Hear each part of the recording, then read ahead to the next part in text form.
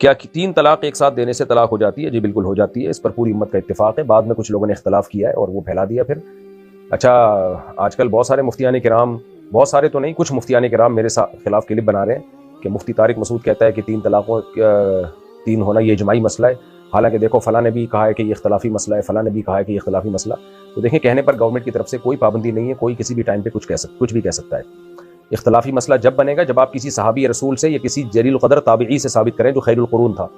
خیر القرون میں کوئی ایک ہمیں نہیں ملتا صحابی یا تابعی جلیل القدر تابعی، یعنی وہ تابعی جو باقاعدہ امت میں ثقہ تابعی کہلاتے ہوں، قابل اعتماد ہوں، کوئی بھی نہیں ملتے جنہوں نے تین طلاقوں کو ایک کہا ہو۔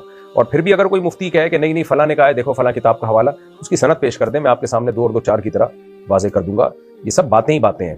تو اور پھر لمبے لمبے کلپ بنے ہوئے میرے خلاف۔ بھائی آپ کو میں ایک بات کہہ رہا ہوں کہ آپ کوئی ایک تو پیش کر دو نا کسی صحابی یا تابعی کا فتویٰ، یا کوئی ایک صحیح حدیث پیش کر دو جس میں اکٹھی تین طلاقوں کو ایک وقت کی اکٹھی تین طلاقوں کو ایک کہا گیا ہو۔ کچھ بھی نہیں ہے، باتیں ہیں، تو باتیں کرنے پر گورنمنٹ کی طرف سے کوئی پابندی نہیں ہے، جتنی باتیں کریں ویوز بہت زیادہ ملتے ہیں اس سے۔ جب بھی کوئی اہل حدیث بھائی اس طرح کی، کوئی عالم اس طرح کی بات کرے نا کہ نہیں یہ صحابہ میں اختلاف تھا اور تابعین میں اختلاف تھا، ان سے کہیں بھائی اس صحابی کا یا اس تابعی کا نام بتائیں سند کے ساتھ اور اس کی عربی عبارت نقل کر دیں، میں دو اور دو چار کی طرح انشاءاللہ بتا دوں گا کہ کیا گڑبڑ ہوئی ہے اس میں۔